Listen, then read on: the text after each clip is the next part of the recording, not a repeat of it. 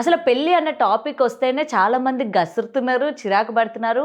ఈ మధ్య పేరెంట్స్ ఎట్లా అయిపోయారంటే అమ్మాయి ఒక ఎంబీఏనో ఒక ఇంజనీరింగో అమెరికా వెళ్ళి ఎంఎస్ చేసి రాగానే అమ్మాయిని అక్కడ చూస్తారనమాట. అమ్మాయి ఏది చెప్తే అదే రైట్ మనకి. ఓకే, అమ్మాయి తప్పు చేసినా నువ్వే రైట్ పేరెంట్స్ అట్లా అయిపోయారు.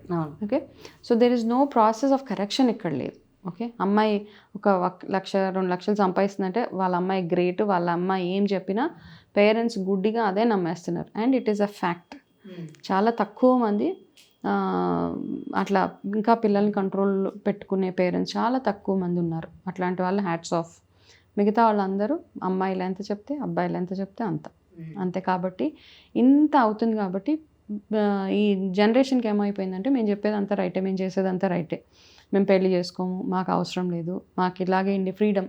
సో ఇవన్నీ ఎందుకు వస్తున్నాయంటే వాళ్ళ సంగత్ కాసర్ అంటారు. చుట్టుపక్కల ఉన్న వాళ్ళు అందరు చెప్తూ ఉంటారు కదా, అబ్బో పెళ్లి చేసుకుంటే బాధలు, ఇట్లా పడాలి, టైంకి ఇంటికి వెళ్ళాలి, ఇవన్నీ ఉంటాయి, ఫైనాన్షియల్ బర్డెన్ ఎక్కువైపోతూ ఉంటుంది, మనం ఫ్రీగా ఏం చేసుకోలేము. దాని తర్వాత పిల్లలు ఇప్పుడు ఎట్లా అయిపోయిందంటే పెళ్లి చేసుకోవాలి అంటే ఇంత బ్యాంక్ బ్యాలెన్స్ ఉండాలి, పిల్లల్ని కనాలంటే ఇంకొక బ్యాంక్ బ్యాలెన్స్ ఉండాలి. ఇట్లా అంటే ఇంకెప్పటికి అవుతుంది.